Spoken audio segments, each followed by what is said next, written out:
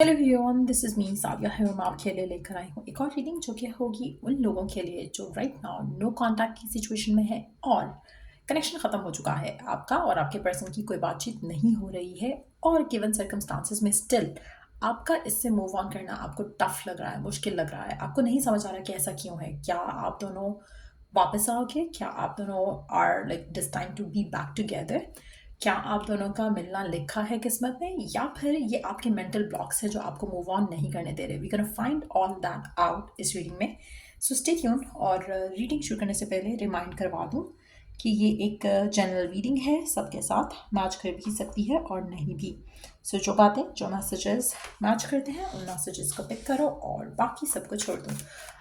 अगर आप personalise readings चाहते हो पेपॉल से या इजी पैसेज पेमेंट कर सकते हो, सिर्फ तभी रीच आउट करो ताकि आपका भी टाइम वेस्ट नहीं हो और मेरा भी।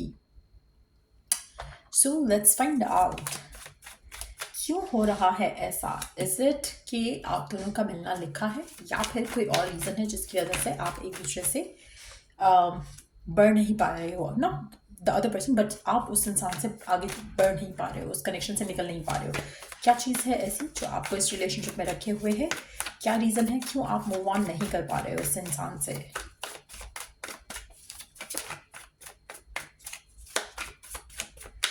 क्या आप दोनों का मिलना लिखा है? क्या चीज़ें आपके रिलेशनशिप में वर्क हो जाएंगी, या फिर आपके मेंटल ब्लॉक्स आपको इस रिलेशनशिप में रोक रहे हैं?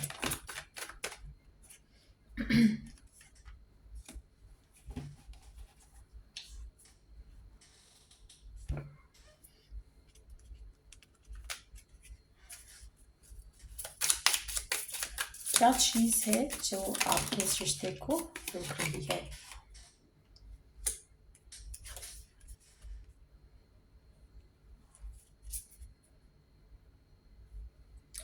आप में से मेजॉरिटी लोगों के लिए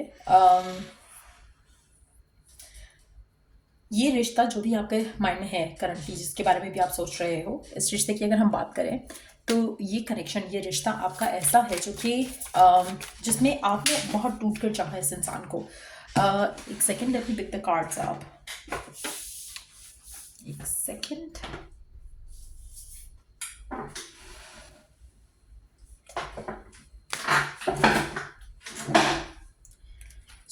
ये एक ऐसा रिश्ता है आपका जिसको आपने बहुत टूट के चाहा, इस इंसान को बहुत टूट के चाहा आपने। आप इस इंसान से आगे नहीं बढ़ पा रहे हो और आप जानना चाह रहे हो कि व्हाई इज दैट सो, क्यों ऐसा है, क्यों आप अपनी ज़िंदगी में आगे नहीं बढ़ पा रहे हो।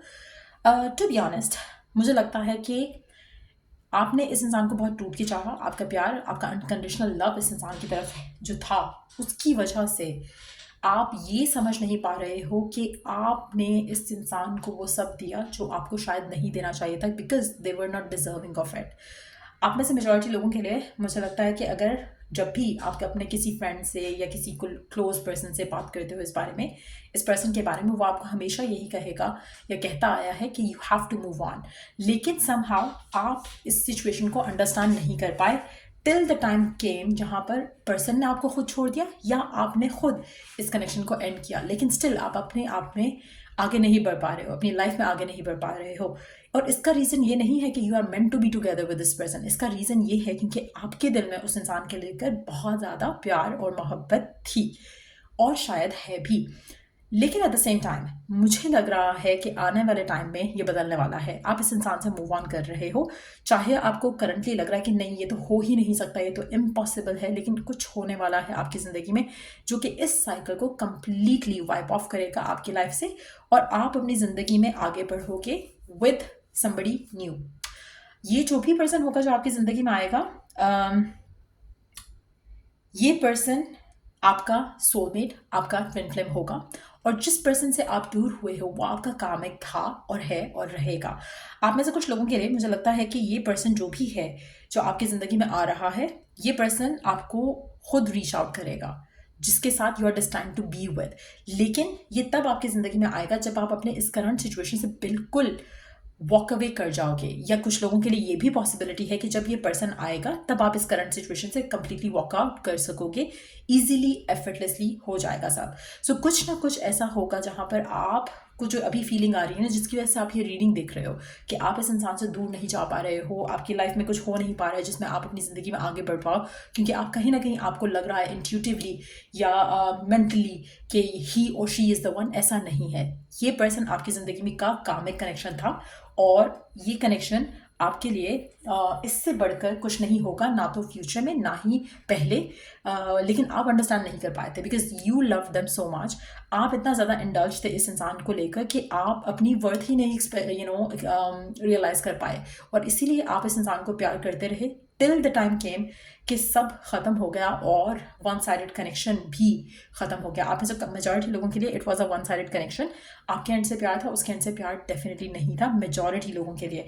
इवन दो कि ये जनरल रीडिंग है, लेकिन बहुत क्लियर एनर्जीज है, दूसरे पर्सन की एनर्जी है ही नहीं इस कनेक्शन में। तो दैट मीन्स कि ये आपकी विश थी, आपकी डिज़ायर थी, वो पर्सन आपको उस तरह से नहीं चाहता था जैसा आप उसको चाहते थे या इस कनेक्शन को लेकर डिज़ायर कर रहे थे। सो डेफिनेटली मेजॉरिटी लोगों के लिए ये पर्सन जो भी है, इससे आपका मूव ऑन ना कर पाना is because of your love. इस वजह से नहीं है कि ही और शी इज़ द वन। ये डेफिनेटली आपका सोलमेट या लाइफ पार्टनर नहीं है। देयर इज़ अनदर पर्सन जिससे आपकी शादी होगी, देयर इज़ अनदर पर्सन जो आपकी ज़िंदगी में आएगा और वो ही आपका सोलमेट होगा, और वो पर्सन आपको खुद रीच आउट करेगा, और वो पर्सन आपको खुद आपकी तरफ एक्शन लेगा, वो पर्सन खुद आपको अप्रोच करेगा। और मेजॉरिटी लोगों के लिए मुझे लगता है कि जो भी पर्सन था जिसके साथ आप डील कर रहे थे, इसको आपने अप्रोच किया होगा। इन सम वेज आपके एंड से ही कनेक्शन स्टार्ट हुआ होगा, उसके एंड से नहीं हुआ होगा। आप में से कुछ लोगों के लिए मुझे लगता है कि जितनी जल्दी आप अपने आप को हेल्दी वे में इस इंसान से डिटैच करोगे, उतनी जल्दी आपके लिए चेंजेस आएंगे। और अगर आप नहीं कर पाते हो तो आपकी लव लाइफ में डिलेज आएंगे। डिलेज के बाद कुछ ऐसा होगा जिससे आप ऑटोमेटिकली अपने आप को इस इंसान से डिटैच कर पाओगे। चाहे वो ऑटोमेटिक ये होता है कि ये पर्सन आपको रीच आउट करता है जो कि आपके लिए है बना हुआ, या फिर कुछ और सिचुएशन ऐसी डेवलप होगी जहाँ पर आपको रियलाइजेशन हो जाएगा कि आपने इस इंसान का इंतज़ार करके, इस इंसान का के साथ टाइम स्पेंड करके अपनी लाइफ, अपनी सिचुएशन को वेस्ट किया, अपने प्यार को वेस्ट किया इस इंसान के ऊपर जो कि आपके प्यार का डिजर्विंग नहीं था। तो कहीं ना कहीं वो रियलाइजेशन होगी और आप अपनी ज़िंदगी में आगे बढ़ोगे। आप में से मेजॉरिटी लोगों के लिए the one who is destined to be yours, और जिसके लिए आप बने हो, वो पर्सन आपकी ज़िंदगी में अभी आना है और वो खुद आएगा आपकी तरफ, वो खुद अप्रोच करेगा आपको। मेजॉरिटी लोगों के लिए ये पर्सन आपको बहुत ज़्यादा चाहेगा, बहुत ज़्यादा वैल्यू करेगा। उस इंसान के लिए आप परफेक्ट होगे, चाहे आप लुक्स में जैसे हो, चाहे आप कैरियर में जैसे हो, इस पर्सन के लिए आप परफेक्ट पर्सन होगे। आप अपने आप को जैसे मर्जी देखो, इस इंसान की नज़र से जब देखोगे तो वो आपको हमेशा ऐसे ही देखेंगे जैसे आप एक परफेक्ट डिज़ायरेबल पर्सन हो। क्योंकि हर किसी का प्यार, हर किसी का मोहब्बत, हर किसी की अट्रैक्शन किसी भी पर्सन के लिए डिफरेंट होती है। शायद जो आपको पसंद हो आपके सिबलिंग में किसी को ना पसंद हो सकता है जो आपके पेरेंट्स को पसंद हो वो आपको नहीं पसंद हो, क्योंकि हर किसी का नज़रिया प्यार का, देखने का डिफरेंट होता है। सो आपके जो पर्सन होंगे उनकी नज़र में आपसे ब्यूटीफुल, आपसे हैंडसम कोई और नहीं होगा। सो वो आपको बहुत टूट कर चाहेंगे और बहुत टूट के मोहब्बत करेंगे, और जो मोहब्बत आपने इस इंसान को दी थी, जो इसके लिए भी आपकी रीडिंग देख रहे हो, उससे बढ़कर ये पर्सन आपको मोहब्बत करेगा। सो ये रीडिंग आप लोगों की, अगर आपको इस रीडिंग से हेल्प मिला हो, गाइडेंस मिली हो, तो लाइक आई सेड ऑलवेज कि लाइक शेयर सब्सक्राइब ज़रूर किया करो। और till I do the next reading आप लोगों के लिए टेक केयर, बाय।